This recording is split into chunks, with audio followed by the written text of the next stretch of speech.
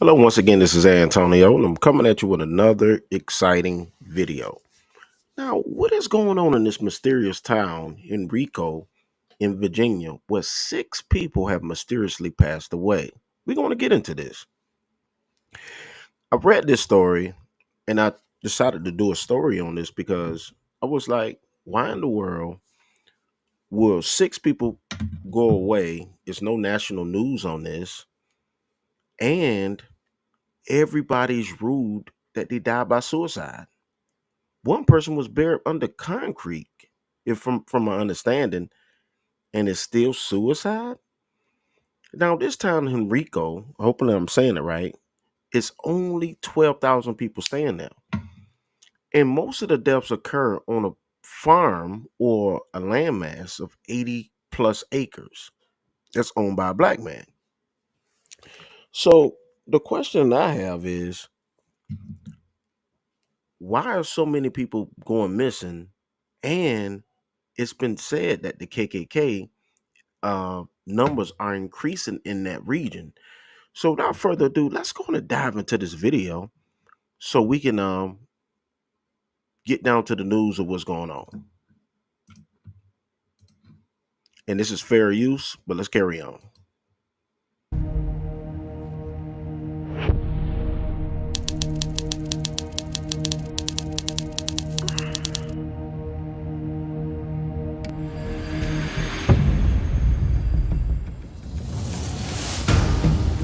It's scary that someone in this town is killing our young men. Murders that happen down there and they're never solved. Everybody that they find down there, they find them in the woods. They're happening back to back. A lot going on in this town, but don't nobody talk about it. But what if it was your kid? What if it was your grandson? When you hear something like that in this area, you go, Lunenburg? Here? The whole case is bizarre. I mean, I don't even know where you want to start at. He got shot in the back, he got this number. Both arms and both legs. In a shallow grave, he had lye poured on top of him. This is probably one of the worst homicides, not just in this county, but in the state of Virginia. What in the world could you do for a person to do that to another person? 17 years old, he didn't deserve this. He was still a kid trying to find his way. Antonio Rich, his body was actually discovered by a VDOT crew working in the area. This should have not been his final resting place, on the side of the road in the bushes, like he was nothing. He was 19 years old, had been shot several times. You know, I already knew when I opened the door, knew it was them, that it was my son. Are you going to let the greedy heating companies and their crazy high prices decide if your family is allowed to stay warm? My son did not kill himself. Just don't make sense. Why were there 6 people at the apartment complex and no one asked him questions? 6 people in the house. Somebody knows something. Why was his pockets rifled through? And why would I take my clothes off, take my phone and my money and put it somewhere? So they got a lot of questions. Please just tell me what happened to my son. That's all I want to know. I want justice. They got a whole lot of murders down there unsolved. They need to act on this now. Every single case in Lunenburg County. We reached out to the town manager of Kinbridge, Victoria Police, the new police chief, the mayor of Kinbridge. We sent multiple requests to the sheriff's department. All of those organizations basically doing this. Somebody out there knows something. The town is small. It's people that knows what happened to my son. It's too small not to know. We're all family, grew up in Center Street together, all of us. And do you see a pattern? Everybody that's crying are black. All of the deaths are black, and all of the police are white. It's not great, but this is the pattern that you see. And nobody has answers in a town this small.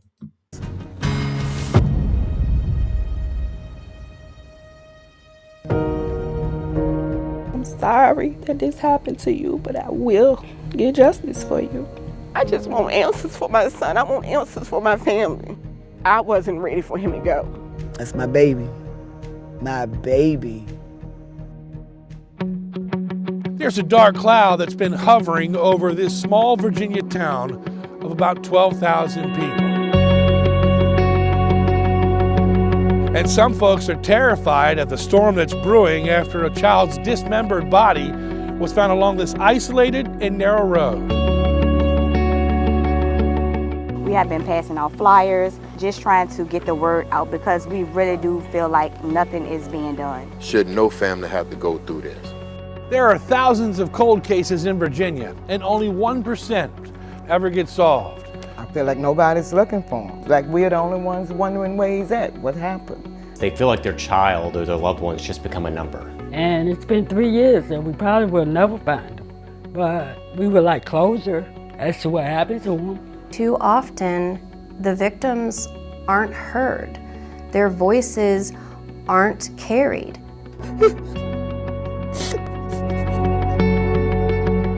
These are the faces of loved ones who suffered some of the most violent crimes or disappeared without a trace. Their families are still waiting for answers. On this Crime Insider Reopen the Case documentary, we focused on 3 cases, all here in Lunenburg County. 3 young black males, all connected to Center Street. And during that investigation, we discovered 3 additional suspicious deaths. All 6 have surprising connections.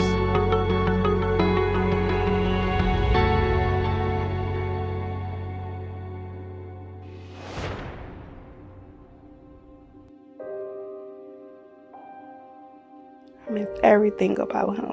Everything. I miss him a lot. It's a struggle on a day-to-day basis.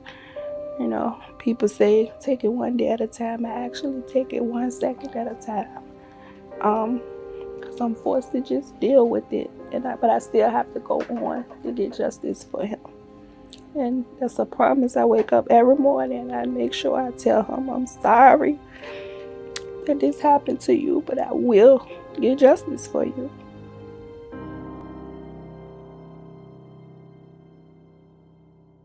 Well, 17-year-old Seon Carroll went missing November 2nd of 2022. His body found in a shallow grave, dismembered about 10 days later, actually on this road you see here behind me. Both arms and both legs. Both arms and both legs was dismembered. And he had a lot of chop wounds, I guess, from them trying to dismember him. Cion Carroll was last seen at his grandmother's house near Center Street. He was down there for like 4 months. Cause he was in some trouble up here, but they found out that he wasn't in. So they asked me could I take custody of him to keep him from up here around all of this. So I agreed with the courts and got him down there. And he was doing fine. Just kept telling him stay from down there, hanging with those guys and stuff. But they had some sort of an argument earlier in the night about jackets that were on the floor. Then about an hour later, he came in there. He was like, "Grandma, I'm sorry." And he went on outside where he always go outside and walk around the yard smoking his black and mild because I wouldn't let him smoke in the house. This was what time of night when you guys It was about 9 or 10. So by 1 a.m. was he outside or? I don't know. I went to sleep. And when I got up that morning, I went back there in the room because I usually wake him up to get him ready, for to meet the van out there. And I said, well, maybe he already, went out there and caught the van. So I didn't think nothing else of it. So I went on, got ready, went to work, came back home. And I was like, he usually be in the house by the time I get off work. So I called the school and they said they hadn't seen him.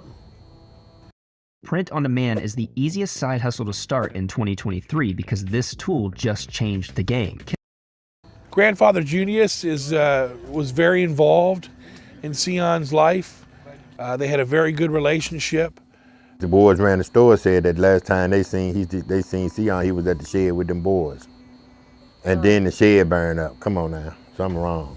And you could see the black ran the door, but the shed won't burn down.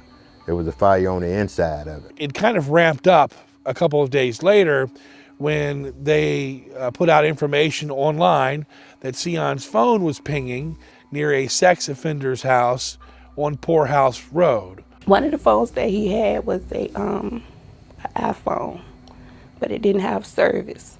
But it was my oldest son's old iPhone. And he did find my iPhone, and the phone pinged where it pinged to I went there, nobody saw him, and then I started to receive messages stating that it was a tier 3 sex offender that lived at the home. So it was really, now it's really awkward. So when I went there that Friday evening, they told me that he wouldn't have a reason to be down there. They don't know him. Police came up then and told them they had to leave the property. It was about 6 days after we assembled in Lunenburg with the search party, which was actually election day. We began to walk down to the Poorhouse Road location. In the midst of us walking, we were stopped by an officer that was driving a Dodge Charger, a gray one, and he introduced himself as Officer Barnes. And I asked him, he asked me, did I need any help? I said, well, you can help us look for Seon. So he told me that to come closer to his vehicle, and he said, I've been looking for Seon all day. Come closer, come take a look. When I approached the car, I seen like brush and dirt and maybe some leaves on his lap, and he kind of gave it a little brush like, yeah, I've been looking for him. So me looking at him like, well, we're walking and we don't look like that, so how do you get brush and leaves and dirt on your lap in a car? And I said, hey, I have a question. Why hasn't anyone went into the home when there's a known sex offender that lives here and you don't need a warrant to go inside of this home? And he proceeds to tell me that he's not technically considered a sex offender. Something about he was just in the car with someone and the girl, and that's how he got the charge, but technically he's not considered a sex offender. I said, well, he's registered on the sex offender registry, so how do you get registered on the sex offender registry without being considered a sex offender? For months after Seon's body had already been found, the sex offender was actually scrubbed from the registry, and that meaning every time I looked on the sex offender. So tell me, how is a sex offender scrubbed from the database? It's a lot of mysterious stuff going on. This is a sex offender should always be recognized, located, because statistically, sex offenders are prone to be sex offenders, and some of them are very, very violent. The registry for this sex offender, he was not there. He was not listed at that address that he was listed at, or was he in the system at all? And we've since learned that's not supposed to happen. I did go back and forth via email with the state police representative about the sex offender being off the registry, and after 2 or 3 emails, I finally got a response saying it's part of the investigation, they can't comment.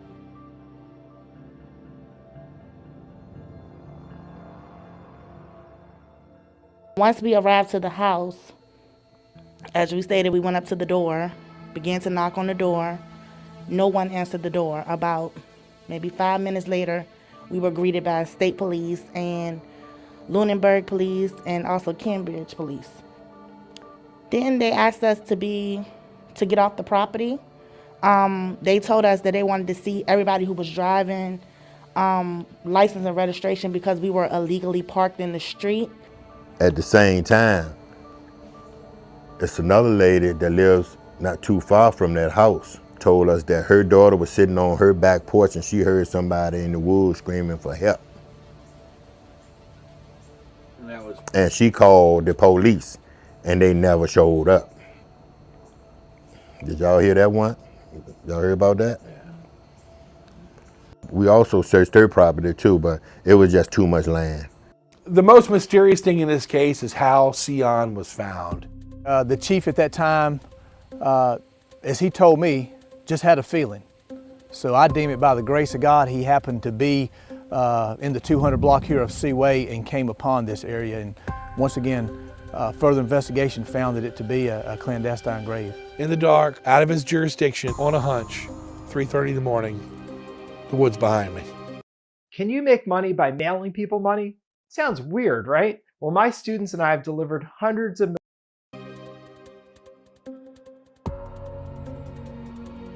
How he find it? How did he find it? He was the only one out there. Just remembering some of the conversations that I had when I went there to meet with him. And every scenario he gave me that could have happened to my son had something to do with woods. every scenario. He gave me 3 scenarios. One of them including, he takes medicine. So the medicine that he take, I went to class and I know that one of the meds that he take, he possibly could have went in the woods and committed suicide. You telling the mother that's looking for her son that he went in the woods and committed suicide? A red flag went up. He resigned in the middle of an investigation in his town.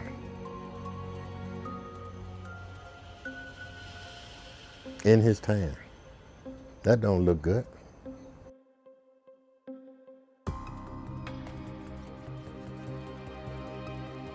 During the production of this documentary, we reached out several times to the former chief, Ben Barnes, and finally he did get back to us with a statement. We sent Ben Barnes a list of about 20 questions. He answered maybe 2 or 3 of them, and the rest, he said, were part of the state police investigation. Mr. Burkett, my resignation from the Cambridge Police Department on December 31st, 2022 was a decision I made several weeks prior to the disappearance of Seon Carroll. I chose to participate in the missing persons investigation in spite of my decision to leave the department. During the missing persons investigation, I searched several areas in the town of Cambridge and Lunenburg County.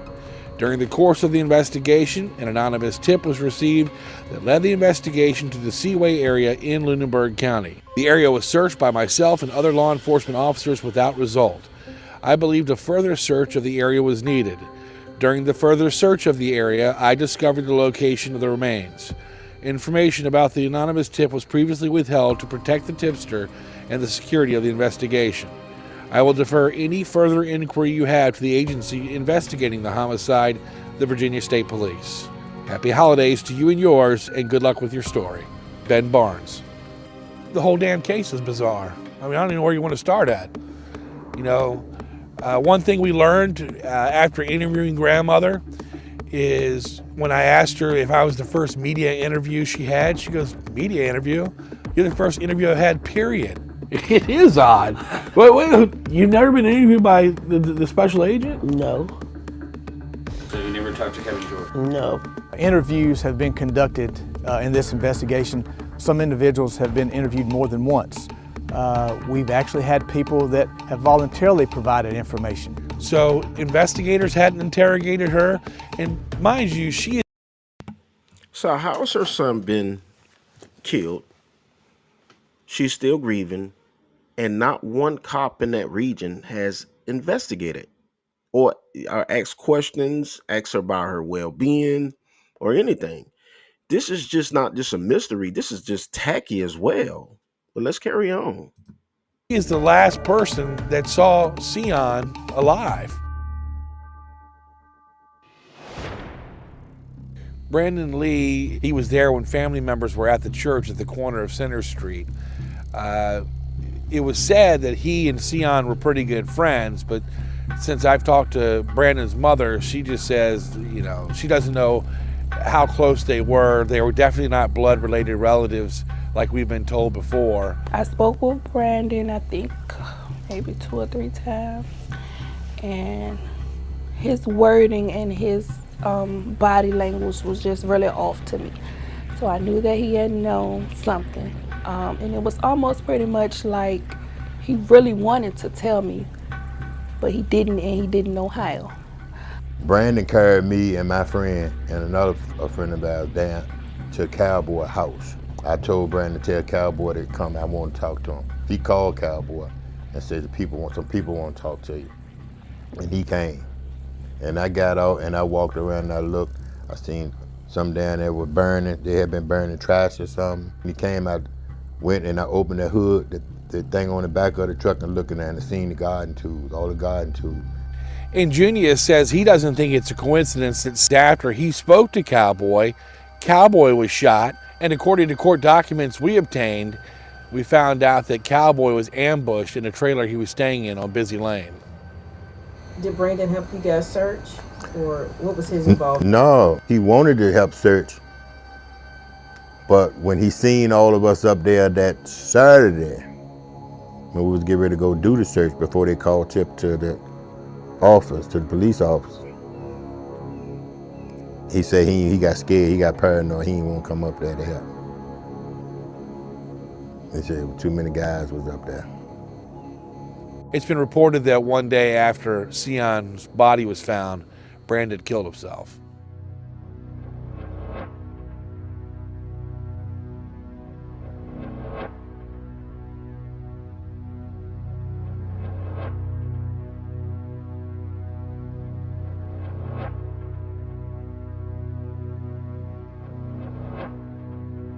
Well, people living in that area said they heard the scanner, and they said someone on the scanner said they were behind Brandon Lee.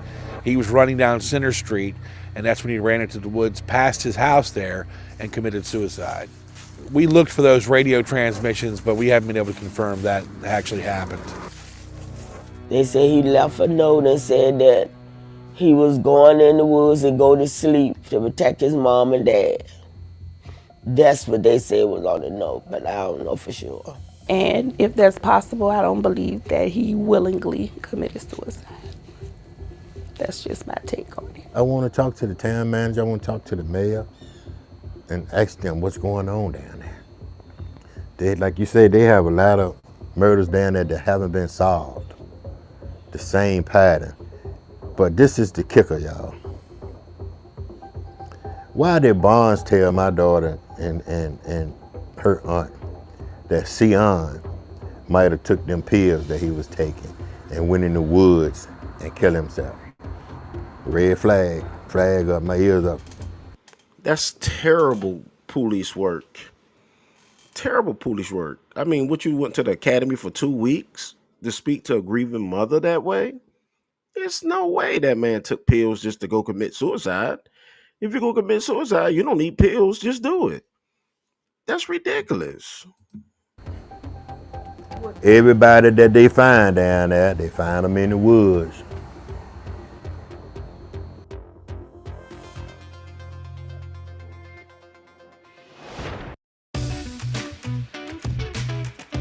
We are currently up 16.5% for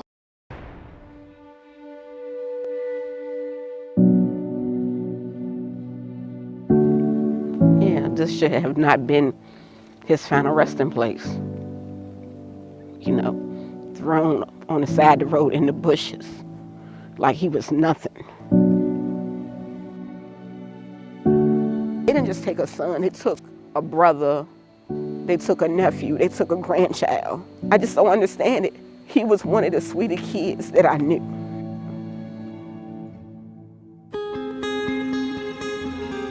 Antonio Rich. He was 19 years old, had been shot several times. His body was discovered in a ditch on Moore's Ordinary Street in Kinbridge. So Antonio Rich and Brandon Lee were cousins. And like Seon with his grandmother and Brandon Lee, of course, Rich lived on Center Street at one point in his life.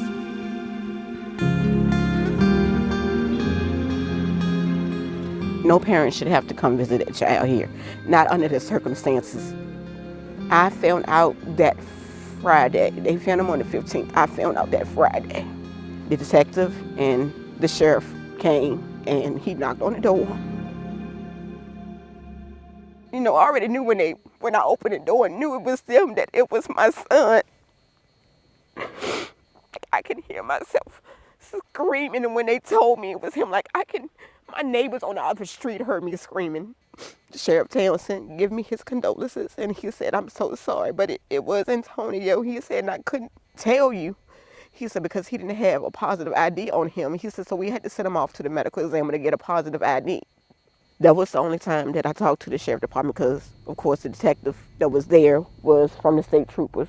When we asked Agent George specifically about this case, he said he didn't have permission of the family to talk about it.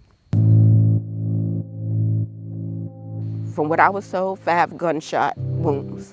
He died from the gunshot wounds. I'm assuming the torso because they had him wrapped up in plastic. And I know my son's hand, his right hand was smashed. You could tell that he fought back. He had a scratch mark and I think like a little chunk of his ear was gone. And when you think it's a small town, you would think that the case would have got solved a little bit faster. Because it's somebody that knows my child personally, I don't think it was a stranger to him. I think it was somebody that he knew. So during the Antonio Rich investigation, we realized that some of the names from the Seon Carroll case, that circle of friends, they were also coming up in Antonio's case. So I asked Special Agent Kevin George with the state police if he believed these two cases were connected. The 2020 homicide that I'm investigating and the 2022 homicide involving Cion Carroll, I have yet to find any connection to those homicides. It seemed like the police don't care enough, because every time you hear somebody make a comment and they keep making a comment, oh, it's drugs, it's drugs. Drugs is not the root of every problem in this small town. Have you come across anything like a drug nexus, or, you know, we always ask for motives. I can't say that I've found a nexus that I can corroborate as a motive for this homicide.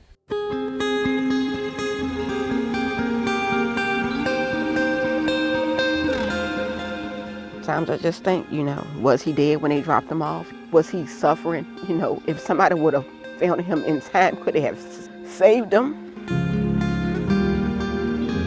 Somebody out there knows something. I understand that people don't want to go to the police, but I'm his mother. Come to me. I just want to know why, and I want to know who. Somebody deserves to be behind bars for this. He had so much life left in him, and I'll never know. I'll never know what would have became of his life, and I have to live with that.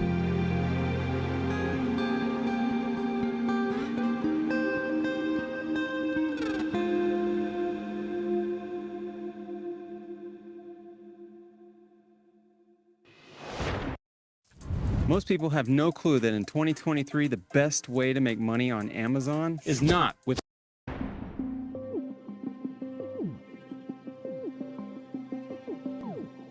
Center Street was just a love little spot. We called it the bottom. We came from the bottom, then we at the top. It's just like, it was just so calm and cool down there. Like growing up as a kid, my mom's house right here, my cousin's house, my other cousin's house, aunt house, great aunt, uncle, whatever we were doing as kids, it won't never like dangerous or we had to look over our shoulder or scared or anything. Like, it was just so like, it was a good community. I just feel like it's a ghost town. It's like it's quiet. For my brother, for my cousin Brandon, cousin Tone, my aunt Pat, I just feel like it ain't gonna be the same down there no more. Carlton Craig lost his life in Victoria, Virginia, not too far from here, September 24th of 2023. Medic 2 wants to request an ALS for a suicide attempt. Call advised the subject is breathing, shot himself in the head. They advised that they're applying pressure now. The 911 call for Carlton Craig came in as a suicide, but when deputies arrived on scene, they had 6 people inside the apartment, and of course Carlton was dead, and someone had apparently rifled through his pockets. I had got a phone call at 5:30 that morning from a neighbor that lived under the apartment that he was found in. From what I got, he was fighting in the parking lot. So I don't know if he was fighting in the parking lot and he ran in the house. He had just got his driver's license. But it wasn't at the scene. Nothing. His wallet, cell phone, nothing. I tried to find me app to track the phone, didn't go off anything. I tried to call it and call it and call it. It's just, I don't know, if he in somebody's apartment and they know him and know you and our family and they proclaim somebody after him, why not be like, we're gonna take care of this. Or help him. Or we're gonna help you, we're gonna get you out of here, or we're gonna find out who's after you. She said she went and told the manager at the Village Estate that somebody was holding them hostage and shot a young man. If somebody holding you hostage, somebody else shot besides me, ain't it? Family members telling us when they, the deputies went to investigate, the scene wasn't roped off like normal major crimes would be roped off. There were people walking in and out of the apartment. So if there was any option for tainted evidence, it was there because the family said they were walking in and out freely. I found my son's hoodie at somebody else's house, washed, soaking wet when I got it back. The same exact hoodie he had on when he murdered his wife. Yeah, when he was supposed to commit suicide.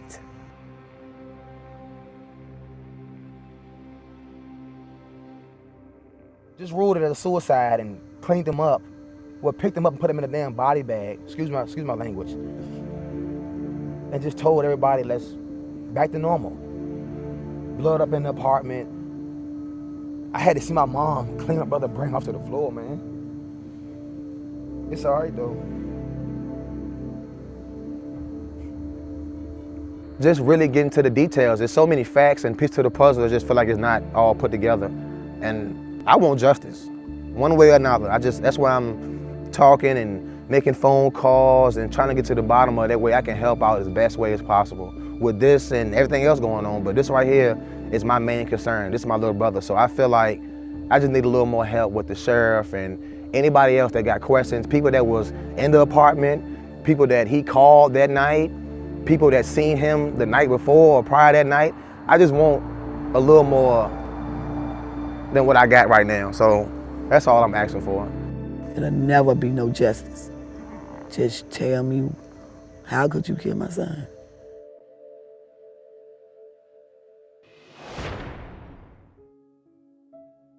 He's my son. He's my great nephew. I got him when he's 3, and that's where he's been. So I said my son. He said mama. So he knew his mother, but when you raise someone, they call you what they call you. So I was his mama.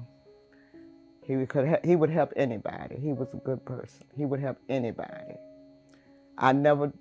If I was to pull a trash can out while he's in that house, he'd have a fit. Could cook, clean better than I do. He had manners. He did silly stuff like all young people do when he was younger, but he was a good person. He had manners. He didn't disrespect anybody.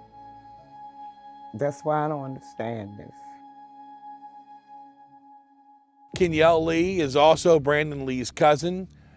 He went missing April 16th of 2021. He come in the driveway with some girl, come up to the house, switch clothes, left, and that's the last time I seen him.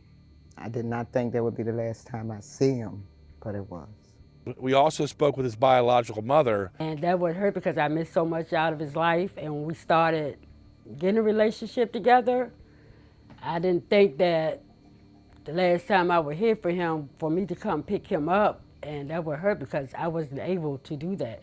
When he really needed me, the one time that he needed me, I couldn't save him because he didn't tell me where he was at. 24th of April was my other son's birthday.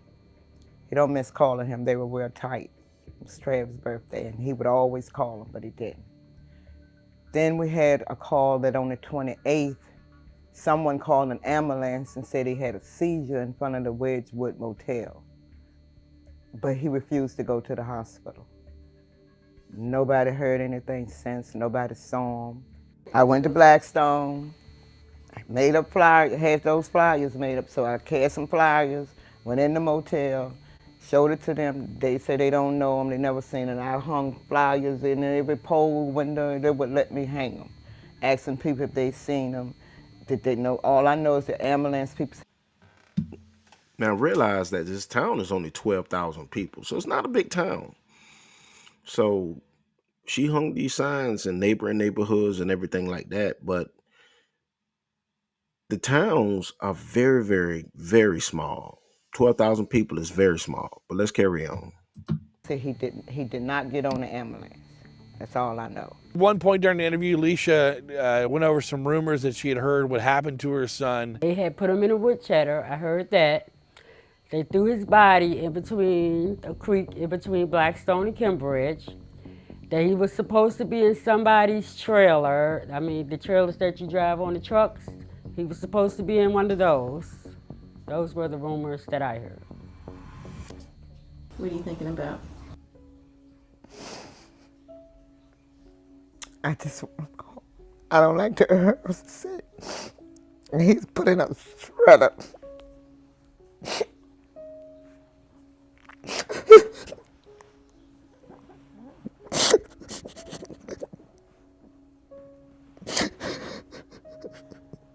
And it's a lot. It's people that knows what happened. It's people that knows what happened to my son. Because, you know, they're like throwing bits and pieces out there.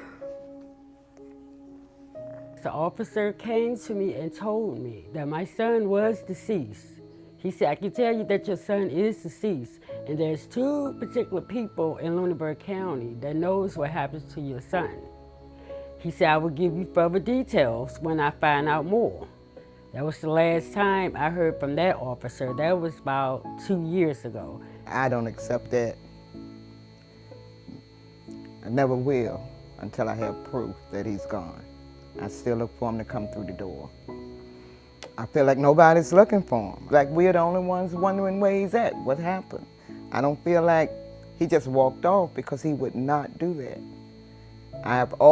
He's been a traveler, but he will always let me know where he's at.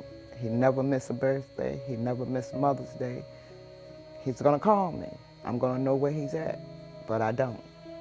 And it's just, you can't just vanish like that. I believe he's out there somewhere. This mistake is costing Amazon Prime shoppers big. Are you still using Prime? Because at this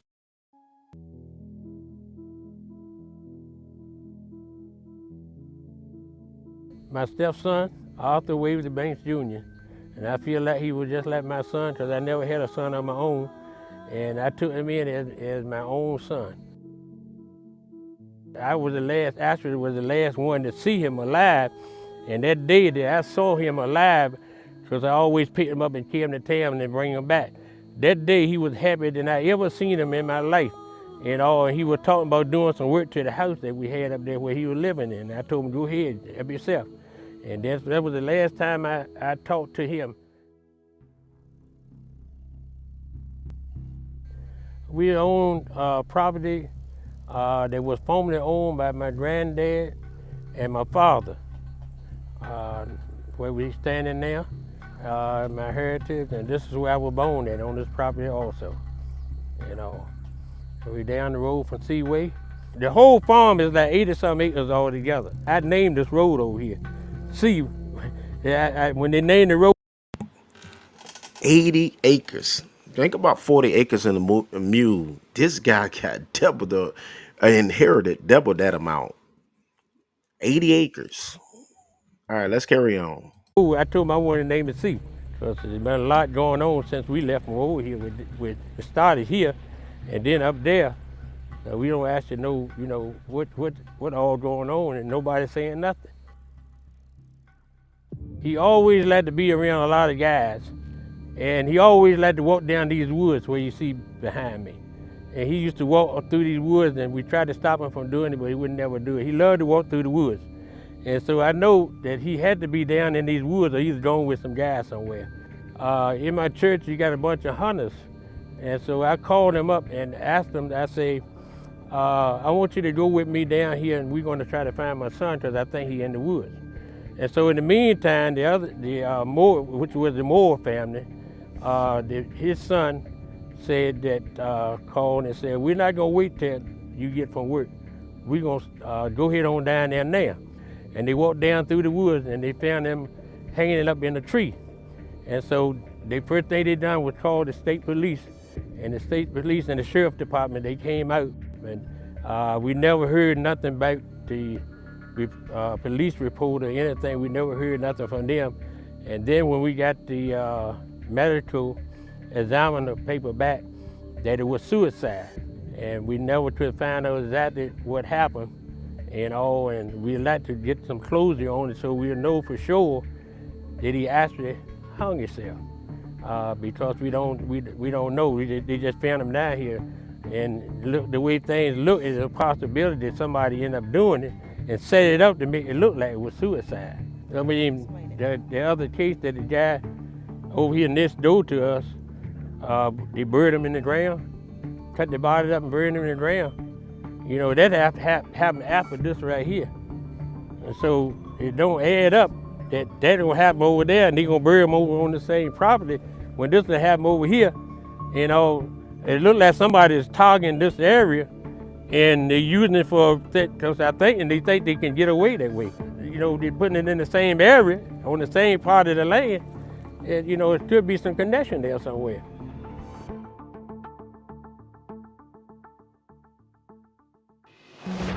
The sad truth is that victims of crime don't have power and they don't have influence.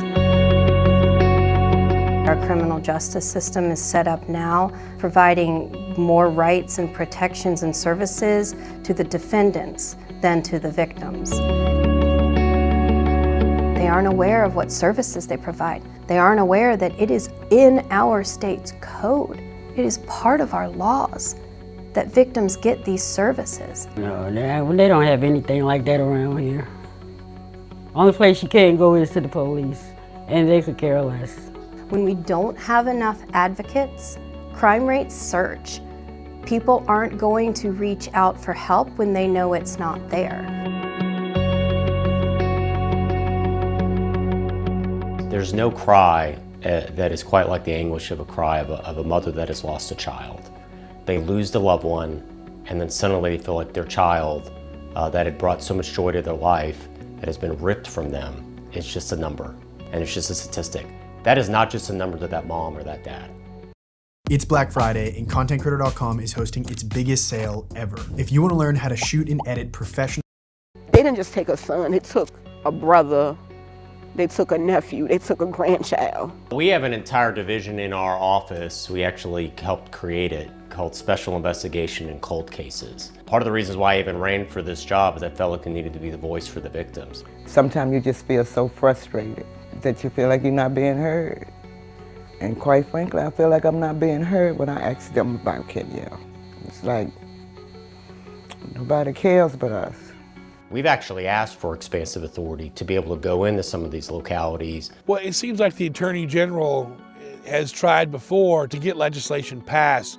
So on some of these cases that are in the outlying areas where they don't have the resources that like a Richmond City or Petersburg City has, well then the Attorney General can step in and help bridge that gap and help solve some of these cases. So far it's gotten out of the Virginia House, but keeps dying in the state Senate. It seems like the state Senate, there is a need for this. I mean, obviously there are cases that are backlogged and aren't going anywhere because people don't want to play ball.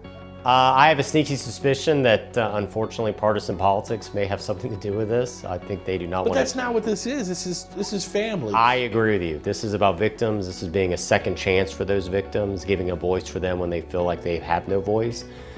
But right now, unfortunately, this legislation keeps getting stymied in the General Assembly. Michael Folks is running for sheriff here. He is a deputy from Prince Edward County, as a neighboring county.